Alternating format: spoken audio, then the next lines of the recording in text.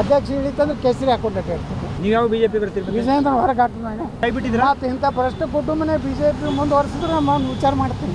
ಯಡಿಯೂರಪ್ಪ ಕುಟುಂಬನ ಇಳಿಸಿದ್ರೆ ಅಂದ್ರೆ ಅವಾಗ ಬಿಜೆಪಿ ಬೇಕಾದ್ರೆ ಒಂದು ಪತ್ರ ಬರಿತೀನಿ. ಪಾಪ ಇದು ಸಿಗಂದೂರ ಒಪ್ಪಂದ ಆತದ ನೋಡಿ. ನೇರವಾಗಿರೋ ಮರನ ಕತ್ತರಿಸ್ತಾರೆ, ಅಂಕುಡೊಂಕಾಗಿದ್ದರೆ ಅದನ್ನು ಕತ್ತರಿಸೋಕೆ ಹೋಗೋದಿಲ್ಲ. ರಾಜಕಾರಣದಲ್ಲಿ ಈ ನೇರವಂತಿಕೆ ಕೂಡ ಆ ನಾಯಕನಿಗೆ ಸಮಸ್ಯೆ ಆಗುತ್ತೆ. ಸತ್ಯವನ್ನು ನುಡಿಯುವಂತಹ ನಾಯಕನಾಗಿದ್ದರೆ ಇನ್ನೂ ಸಮಸ್ಯೆ. ಅವರನ್ನು ಬೆಳೆಯೋಕೆ ಬಿಡಲ್ಲ, ಕತ್ತರಿಸ್ತಾರೆ.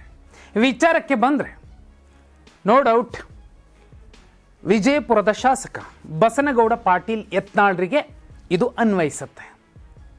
ಆದರೆ ಬಿ ಜೆ ಪಿ ಉಚ್ಚಾಟನೆ ಆದಮೇಲೂ ಕೂಡ ಅವರು ಆ ಹಿಂದಿನ ಸಿದ್ಧಾಂತ ಏನಿತ್ತು ಅದಕ್ಕೆ ವಿರುದ್ಧವಾಗಿ ಏನನ್ನೂ ಮಾತಾಡಲಿಲ್ಲ, ಒಂದು ಶಬ್ದವನ್ನು ಕೂಡ ಆಡಲಿಲ್ಲ. ಮೋದಿಯವರ ವಿಚಾರವಾಗಿ ಒಂದು ತಪ್ಪಾಗಿ ಮಾತಾಡಲಿಲ್ಲ, ಹಿಂದುತ್ವದ ವಿಚಾರವಾಗಿ ಅವರ ಸಿದ್ಧಾಂತ ಬದ್ಧತೆ ಕಮ್ಮಿ ಆಗಲಿಲ್ಲ. ಆದರೆ ಅಲ್ಲಿದ್ದಾಗಲೂ ಇಲ್ಲಿರುವಾಗಲೂ ಹೊರಗಡೆ ಬಂದಾಗಲೂ ಅವರ ಒಂದು ವಿರೋಧ ಏನಿತ್ತು ಆ ವಿರೋಧಕ್ಕೆ ಇನ್ನೂ ಫುಲ್ ಸ್ಟಾಪ್ ಇಟ್ಟಿಲ್ಲ. ಅದು ಯಡಿಯೂರಪ್ಪ ಅವರ ವಿಚಾರ ಇರಬಹುದು, ವಿಜೇಂದ್ರ ಅವರ ವಿಚಾರ ಇರಬಹುದು. ಈಗ ಇದೇ ಯತ್ನಾಳ್ರು ಒಂದು ಸ್ಫೋಟಕ ಹೇಳಿಕೆಯನ್ನು ಕೊಟ್ಟಿದ್ದಾರೆ. ಒಂದಲ್ಲ 5 ಹೇಳಿಕೆ ಕೊಟ್ಟಿದ್ದಾರೆ. 5 ಹೇಳಿಕೆಗಳ ಮೂಲಕ ಬಸನಗೌಡ ಪಾಟೀಲ್ ಯತ್ನಾಳ್ರು ಅತ್ಯಂತ ಸ್ಪಷ್ಟವಾಗಿ ನೋಡಿ 3 ಸಂದೇಶ ರವಾನಿಸಿದ್ದಾರೆ. ಒಂದು ಪಕ್ಷಕ್ಕೆ, ಇನ್ನೊಂದು ಹೈಕಮಾಂಡ್ಗೆ, ಮತ್ತೊಂದು ರಾಜ್ಯ ರಾಜಕಾರಣದಲ್ಲಿ ಇದೇ ಇರಬಹುದು ಎನ್ನಬಹುದಾದಂತಹ ಒಂದು ಅಡ್ಜಸ್ಟ್ಮೆಂಟ್ಗೆ ಸಾಕ್ಷಿಯನ್ನು ನುಡಿದಿದ್ದಾರೆ. ಅದರಲ್ಲೂ ಮುಖ್ಯವಾಗಿ ಸಿಗಂದೂರು ಒಪ್ಪಂದ ಅಂತ ಹೊಸ ಒಪ್ಪಂದದ ಒಂದು ವ್ಯಾಖ್ಯಾನವನ್ನು ಬರೆದಿದ್ದಾರೆ. ಯತ್ನಾಳ್ರು ಹೇಳಿದ್ದೇನು ನೋಡಿ.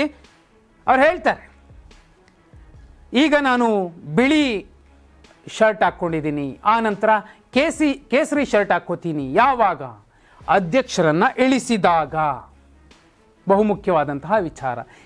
ಈಗ ರಾಜ್ಯ ಬಿಜೆಪಿ ಘಟಕದ ಅಧ್ಯಕ್ಷರು ವಿಜಯೇಂದ್ರ ಅವರನ್ನು ರಾಜ್ಯಾಧ್ಯಕ್ಷ ಸ್ಥಾನದಿಂದ ಇಳಿಸಿದರೆ ನಾನು ಮತ್ತೆ ಕೇಸರಿ ಬಟ್ಟೆ ಹಾಕೋತೀನಿ, ಅಂದರೆ ಪಕ್ಷಕ್ಕೆ ಬರ್ತೀನಿ ಅನ್ನುವಂತಹ ಸಂದೇಶ ರವಾನಿಸಿದೆ. ಆದರೆ ಇಳಿಸಿದರೆ ಅನ್ನುವಂತಹ ದೀರ್ಘ ಇದೆಯಲ್ಲ, ಎಲ್ಲೋ ಒಂದು ಕಡೆ ಹೈಕಮಾಂಡ್ ಇನ್ನೂ ವಿಜೇಂದ್ರ ಪರವಾಗಿ ನಿಂತಿದೆ ಅನ್ನೋದನ್ನ ಈ ನೇರವಂತಿಕೆಯ ರಾಜಕಾರಣಿ ಬಸನಗೌಡ ಪಾಟೀಲ್ ಯತ್ನಾಳ್ರು ಹೇಳ್ತಿದ್ದಾರೆ. ಇದನ್ನು ಬಿಟ್ಟರೆ ವಿಜೇಂದ್ರ ಅವರನ್ನು ಇಳಿಸಿದ ಮೇಲೆ ನಾನು ಬಿಜೆಪಿಗೆ ಬರ್ತೀನಿ ಅಂತ ನೇರ ಇನ್ನೂ ಒಂದು ಹೇಳಿಕೆ ಕೊಡ್ತಾರೆ. ಯಾವಾಗ ಅವರನ್ನು ಇಳಿಸ್ತಾರೋ ಆಗ ನಾನು ಬಿಜೆಪಿಗೆ ಬರ್ತೀನಿ. ಬರೀ ಅಷ್ಟೇ ಅಲ್ಲ, ನೀವು ಒಂದು ಪಕ್ಷ ಕಟ್ಟಬೇಕು ಅಂತಿದ್ರಿ, ವಿಜಯದಶಮಿಗೆ ಶುಭ ಸುದ್ದಿ ಕೊಡ್ತೀನಿ ಅಂತ ಹೇಳಿದ್ರಿ ಅನ್ನುವಂತಹ ಮಾಧ್ಯಮಗಳ ಪ್ರಶ್ನೆಗೂ ಉತ್ತರಿಸುವಂತಹ ಸಂದರ್ಭದಲ್ಲಿ ಹೈಕಮಾಂಡ್ ಈ ಭ್ರಷ್ಟ ಕುಟುಂಬವನ್ನೇ ಮುಂದುವರಿಸಿದರೆ, ಅದು ಯಡಿಯೂರಪ್ಪ ಮತ್ತು ವಿಜೇಂದ್ರ ಅವರ ವಿಚಾರವಾಗಿ ಹೇಳಿದ್ದು, ಮುಂದುವರಿಸಿದರೆ ನಾನು ಪಕ್ಷ ಕಟ್ತೀನಿ, ಹೊಸ ಪಕ್ಷ ಕಟ್ತೀನಿ, ರಾಜ್ಯದ 224 ವಿಧಾನಸಭಾ ಕ್ಷೇತ್ರಗಳಿಗೂ ಕೂಡ ಅಭ್ಯರ್ಥಿಗಳನ್ನು ಹಾಕ್ತೀನಿ ಅನ್ನುವಂತಹ ಒಂದು ಗಟ್ಟಿತನದ ಹೇಳಿಕೆಯನ್ನು ಬಸನಗೌಡ ಪಾಟೀಲ್ ಯತ್ನಾಳ್ರು ಕೊಟ್ಟಿದ್ದಾರೆ. ಇಷ್ಟೂ ವಿಚಾರಗಳಲ್ಲಿ ಸ್ಪಷ್ಟವಾಗಿರೋದು ಒಂದು ಅಂಶ, ಬಿಜೆಪಿ ಹೈಕಮಾಂಡ್ ಈ ಕ್ಷಣಕ್ಕೂ ಕೂಡ ಇನ್ನೂ ಬದಲಾಗಿಲ್ಲ, ಅವರ ನಿಷ್ಠೆ ಬದಲಾಗಿಲ್ಲ. ಇನ್ನೂ ಯಡಿಯೂರಪ್ಪ ವಿಜಯೇಂದ್ರ ಅನ್ನುವಂತಹ ಲೆಕ್ಕಾಚಾರದಲ್ಲೇ ಇದ್ದೇ ಮತ್ತು ಇದ್ದಾರೆ. ಜೋಶಿ ಅವರು ವಿಚಾರವಾಗಿ ಹೇಳ್ತಾ ಒಂದು ಹಾಸ್ಯ ಚಟಾಕಿಯನ್ನು ಕೂಡ ಹಾರಿಸ್ತಾರೆ. ಅವರಿಗೆ ಸಿಂಪತಿ ಇದೆ, ಹೇಳಿ ಕೇಳಿ ವಿಜೇಂದ್ರ ಅವರ ಬಗ್ಗೆ ಸಿಂಪತಿ ಇದೆ ಜೋಶಿ ಅವರಿಗೆ. ಆ ಕಾರಣಕ್ಕೋಸ್ಕರನೇ ಈ ಎಲ್ಲ ಸಭೆ ಮೀಟಿಂಗ್ಗಳು ಅಂತ ಮಾಡೋ ಮೂಲಕ ಅವರನ್ನೇ ಮುಂದುವರಿಸುವಂತಹ ಪ್ರಯತ್ನಗಳು ನಡೀತಿವೆ ಅನ್ನುವಂತಹ ಮಾತನ್ನು ಹೇಳ್ತಾರೆ. ಕೊನೆಯಲ್ಲಿ ಬೇರೆ ಬೇರೆ ವಿಚಾರ ಹೇಳಿದ್ದಾರೆ. ಬಹುಮುಖ್ಯವಾದಂತಹ ವಿಚಾರ ಸಿಗಂದೂರು ಒಪ್ಪಂದ. ಮುಖ್ಯಮಂತ್ರಿ ಸಿದ್ದರಾಮಯ್ಯ ಅವರು ಪ್ರೋಟೋಕಾಲ್ ಪಾಲನೆ ಆಗಿಲ್ಲ, ಶಿಷ್ಟಾಚಾರ ಉಲ್ಲಂಘನೆ ಆಗಿದೆ, ಮುಖ್ಯಮಂತ್ರಿಗಳನ್ನೇ ಬಿಟ್ಟು ಕೇಂದ್ರ ಸಚಿವರು ಬಂದು ಸೇತುವೆಯನ್ನು ಉದ್ಘಾಟನೆ ಮಾಡಿ ಹೋಗಿದ್ದಾರೆ ಅಂತ ಪ್ರಧಾನಿ ಮೋದಿ ಅವರಿಗೆ ಪತ್ರ ಬರೆದರು, 2 ಪುಟಗಳ ಪತ್ರ. ಆ ಪತ್ರದ ನಂತರ ಏನೆಲ್ಲ ಡೆವಲಪ್ಮೆಂಟ್ಸ್ ಆಗ್ತಿದೆ ಅದೆಲ್ಲವೂ ಕೂಡ ಒಂದು ಒಪ್ಪಂದ, ಒಂದು ಅಡ್ಜಸ್ಟ್ಮೆಂಟ್, ಅದೇ ಸಿಗಂದೂರು ಒಪ್ಪಂದ. ಈ ರೀತಿ ನೀವು ಮಾಡಿ ಅಂತ ಯಡಿಯೂರಪ್ಪ ಅವರೇ ಹೇಳಿಕೊಟ್ಟು ಸಿದ್ದರಾಮಯ್ಯ ಅವರ ಮೂಲಕ ಮಾಡಿಸಿದ್ದಾರೆ. ಹೀಗಾದರೆ ವಿಜೇಂದ್ರ ಅವರ ಕುರ್ಚಿ ಸೇಫ್ ಆಗುತ್ತೆ. ಇವೆಲ್ಲವೂ ಕೂಡ ಅಡ್ಜಸ್ಟ್ಮೆಂಟ್ ಲೆಕ್ಕಾಚಾರ ಅನ್ನೋ ಮಾತನ್ನು ಹೇಳೋ ಮೂಲಕ ಬಸನಗೌಡ ಪಾಟೀಲ್ರು ಸ್ಪಷ್ಟವಾಗಿ ಅಡ್ಜಸ್ಟ್ಮೆಂಟ್ ರಾಜಕಾರಣ ರಾಜ್ಯದಲ್ಲಿ ನಡೀತಿದೆ, ಬಿಜೆಪಿ ಮತ್ತು ಕಾಂಗ್ರೆಸ್ ಒಟ್ಟಿಗೆ ಮಾಡ್ತಿವೆ ಅನ್ನುವಂತಹ ಶರ ಬರೆದಿದ್ದಾರೆ. ಇಲ್ಲಿ ಎಲ್ಲಕ್ಕಿಂತಲೂ ಮುಖ್ಯ ಆಗುವಂಥದ್ದು ಮತ್ತು ಅವರ ಅಭಿಮಾನಿಗಳಿಗೆ ಕುತೂಹಲ ಅನಿಸುವಂಥದ್ದು ವಿಜಯದಶಮಿಯ ಬಳಿಕ ಹೊಸ ಪಕ್ಷದ ಮಾತು. ಇಂತಹ ನೇರವಂತಿಕೆಯ ರಾಜಕಾರಣಿ, ಸತ್ಯವನ್ನು ಹೇಳುವಂತಹ ರಾಜಕಾರಣಿ ಹೊಸ ಪಕ್ಷ ಕಟ್ಟಿದ್ರೆ ಅಥವಾ ಹೊಸ ಟೀಮನ್ನು ಕಟ್ಟಿದ್ರೆ ನೋ ಡೌಟ್ ಒಂದಷ್ಟು ಕಡೆ ರಾಜಕಾರಣದ ಕೊಳಕು ರಾಜಕಾರಣವನ್ನು ಕ್ಲೀನ್ ಮಾಡುವಂತಹ ಹೊಸಬರಿಗೆ, ಯುವಕರಿಗೆ, ನಿಷ್ಠ ಸಿದ್ಧಾಂತಿಗಳಿಗೆ, ಅದು ಲೆಫ್ಟ್ ಇರಲಿ ರೈಟ್ ಇರಲಿ ಏನೇ ಇರಲಿ, ನಿಷ್ಠ ಸಿದ್ಧಾಂತಿಗಳಿಗೆ ಒಂದು ಅವಕಾಶ ಸಿಗುತ್ತೆ ಅವರು ರಾಜಕಾರಣದಲ್ಲಿ ಬೆಳೆಯಲಿಕ್ಕೆ. ಲೆಫ್ಟೂ ಬೇಕು, ರೈಟೂ ಬೇಕು, ಎರಡರ ಮಧ್ಯೆ ಒಂದು ಮಧ್ಯಮ ಸಿದ್ಧಾಂತಿಗಳು ಬೇಕು. ಯಾಕಂದರೆ ಎಲ್ಲರೂ ಇದ್ದರೆ ಒಂದೇ ನಡೆಯುತ್ತೆ, ಸರ್ವಾಧಿಕಾರ ಆಗುತ್ತೆ. ಲೆಫ್ಟನ್ನು ರೈಟ್ ತಿದ್ದೋದು, ರೈಟನ್ನು ಲೆಫ್ಟ್ ತಿದ್ದೋದು, ಇಬ್ಬರನ್ನ ಮಧ್ಯದಲ್ಲಿರೋರು ತಿದ್ದೋದು, ಮಧ್ಯದಲ್ಲಿರೋರನ್ನು ಇಬ್ಬರು ತಿದ್ದೋದು. ಹಾಗಾದರೆ ಮಾತ್ರ ಸಮಾಜದಲ್ಲಿ ಒಂದು ಆರೋಗ್ಯಕರ ಸಮಾಜ ಸೃಷ್ಟಿಯಾಗತ್ತೆ. ಆ ವಿಚಾರಕ್ಕೆ ಬಂದರೆ ಲೆಫ್ಟಲ್ಲೂ ಯತ್ನಾಳ್ ಅಂತವರು ಬೇಕು. ಮಧ್ಯದಲ್ಲಿ ಕೂತಂತಹ ಸಿದ್ಧಾಂತಿಗಳು ಯಾರಿದ್ದಾರೆ? ನಾನು ಆ ಕಡೆನೂ ಇಲ್ಲ ಈ ಕಡೆನೂ ಇಲ್ಲ, ಎಲ್ರಿಗೂ ಜೈ ಅಂತೀನಿ, ಅಲ್ಲೂ ಕೂಡ ಒಬ್ಬ ಯತ್ನಾಳ್ ಬೇಕು. ಹಾಗಾದರೆ ನೋಡಿ, ಈ ಒಪ್ಪಂದಗಳು, ಅಡ್ಜಸ್ಟ್ಮೆಂಟ್ ರಾಜಕಾರಣ ಇವೆಲ್ಲವೂ ಕೂಡ ಯಾವುಕ್ಕೂ ಕೂಡ ಬೆಲೆನೂ ಇಡೋದಿಲ್ಲ, ಅದು ನಡೆಯೋದು ಇಲ್ಲ. ಮತ್ತು ಯಾರೋ ವಿಚಾರವಾಗಿ ಯಾರೋ ಹೊಗಳುವಂಥದ್ದು, ತೆಗಳುವಂಥದ್ದು ಇವ್ಯಾವೂ ಕೂಡ ನಡೆಯೋದಿಲ್ಲ. ಯಾವುದೋ ಒಂದು ಪತ್ರಿಕೆ ಬಗ್ಗೆ ಮಾತಾಡುವಂತಹ ಸಂದರ್ಭದಲ್ಲಿ ಯತ್ನಾಳ್ರು ಇವತ್ತು ಹೇಳಿದ್ದಾರೆ, ಅವರು ವಿಜೇಂದ್ರ ಕರ್ನಾಟಕ ಅಂತ ಮಾಡ್ಕೋಬೇಕು. ಹೌದು, ಪತ್ರಿಕೋದ್ಯಮದಲ್ಲಿ ಆ ಕಡೆ ಈ ಕಡೆ ಎಲ್ಲ ಕಡೆನೂ ಕೂಡ ನಿಷ್ಠರಿದ್ದಾರೆ. ಆದರೆ ಪತ್ರಿಕೋದ್ಯಮದ ನಿಷ್ಠೆ ತೋರಿಸುವಂಥವ್ರು ಎಷ್ಟು ಜನ ಇದ್ದಾರೆ? ಆ ಕೆಲಸ ಆಗಬೇಕು.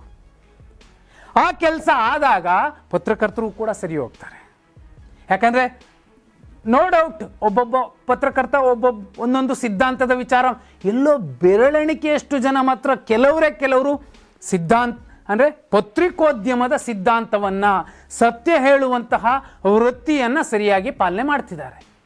ಯತ್ನಾಳ್ ಅಂತವರು ಕೇವಲ ಎದುರಾಳಿಗಳನ್ನಲ್ಲ, ಎದುರಾಳಿ ಪಕ್ಷವನ್ನಲ್ಲ, ಪತ್ರಕರ್ತರನ್ನೂ ಕೂಡ ತಲೆಗೆ ಮುಟುಕಿ ಬುದ್ಧಿ ಹೇಳಿ ನೀವು ಹೀಗೆಲ್ಲ ಮಾಡಬೇಕಿರೋದು ಹೀಗೆ ಅಂತ ಹೇಳೋದಿದೆಯಲ್ಲ, ಇದು ಜಾಗೃತಗೊಳಿಸುವಂತಹ ಮತ್ತು ಎಲ್ಲರನ್ನೂ ಜಾಗೃತವಾಗಿಡುವಂತಹ ನಾಯಕರು, ರಾಜಕಾರಣಿಗಳು ಬೇಕಾಗ್ತಾರೆ. ಯತ್ನಾಳ್ ಈ ವಿಚಾರವನ್ನು ಹೇಳುವಾಗಲೂ ಕೂಡ ಪಕ್ಷವನ್ನು ಅವರು ಕೂಡ ನ್ಯಾಕಾಗೆ ಹೇಳ್ತಾರೆ, ನೋಡಪ್ಪ ಅವರೆಲ್ಲ ಇದ್ದರೆ ನಾನು ಬೇರೆ ಪಕ್ಷ ಕಟ್ತೀನಿ, ಒಂದು ವೇಳೆ ಅವರನ್ನು ಕಳಿಸಿದ್ರೆ ನಾನು ಪಕ್ಷ ಕಟ್ಟೋದಿಲ್ಲ, ನಾನೇ ಪತ್ರ ಬರಿತೀನಿ ರೀ, ನನ್ನನ್ನು ಮತ್ತೆ ಪಕ್ಷಕ್ಕೆ ಸೇರಿಸಿಕೊಳ್ಳಿ, ಇದುವರೆಗೂ ನಾನು ಕೆಲಸ ಮಾಡಿಲ್ಲ ಆದರೆ ಈಗ ಬರಿತೀನಿ. ಈ ಎಲ್ಲ ವಿಚಾರಗಳನ್ನು ಹೇಳುವಂತಹ ಸಂದರ್ಭದಲ್ಲಿ ಆ ವ್ಯಕ್ತಿ ಸ್ಪಷ್ಟವಾಗಿ ಹೇಳ್ತಾರೆ, ರೀ ನನಗೆ ಯಾವ ಹೈಕಮಾಂಡು ಇಲ್ಲ, ನಾನು ನೇರ ಮಾತಾಡ್ತೀನಿ, ನೋಡಿ ಯಾರೋ ಹೋರಾಟ ಮಾಡ್ತಿದ್ದಾರೆ ಅವ್ರಿಗೆ ಸಪೋರ್ಟ್ ಮಾಡ್ತೀನಿ, ನಾಳೆ ಕೋರ್ಟ್ಗೂ ಹೋಗ್ತೀನಿ. ಇದು ಬೇಕಿರುವಂಥದ್ದು. ಆದರೆ ಕೆಲವರು, ಅದು ಕಾಂಗ್ರೆಸ್ಸಲ್ಲೂ ಅಷ್ಟೇ, JDS ಅಲ್ಲೂ BJPಯಲ್ಲೂ ಎಲ್ಲದರಲ್ಲೂ ಅಷ್ಟೇ, ಕೆಲವು ಉದ್ದೇಶಗಳನ್ನು ಇಟ್ಕೊಂಡು, ಅಂದರೆ ಒಳಗೊಂದಿರುತ್ತೆ, ಅದನ್ನು ಜಾಗೃತಗೊಳಿಸ್ಕೊಂಡು ತಾವೇನು ಮಾತಾಡಬೇಕು, ತಾವೆಷ್ಟು ಮಾತಾಡಬೇಕು ಅಷ್ಟನ್ನೇ ಮಾತಾಡ್ತಾರೆ. ಯತ್ನಾಳ್ ಫಿಲ್ಟರೇ ಇಲ್ಲ, ನೇರ ಮಾತಾಡ್ತಿದ್ದಾರೆ. ಮತ್ತು ಅದರಲ್ಲೂ ಹಿಂದುತ್ವ ಅಂತ ಹೇಳಿದ್ರು ಕೂಡ ಹಿಂದುತ್ವದ ಆಚೆಗೆ ಭಾರತದ ಚೌಕಟ್ಟಿನ ಒಳಗಡೆ ಯಾರನ್ನ ಎಲ್ಲರನ್ನ ಎಷ್ಟು ಪ್ರೀತಿಸಬೇಕು, ಎಷ್ಟು ಎಲ್ಲವನ್ನೂ ಮಾಡ್ತಾರೆ. ಇವತ್ತು ಯತ್ನಾಳ್ರು ಮಾತಾಡಿದ ಧಾಟಿ ಇತ್ತಲ್ಲ, ನಿಜಕ್ಕೂ ಖುಷಿ ಆಯಿತು. ಯಾರನ್ನೂ ಒಬ್ಬರನ್ನ ಓಲೈಕೆ ಮಾಡಲಿಲ್ಲ, ಯಾರನ್ನೂ ಒಬ್ಬರನ್ನ ಬಿಡಲಿಲ್ಲ, ಎಲ್ಲರೂ ಬಾರಿಸಿದ್ರು.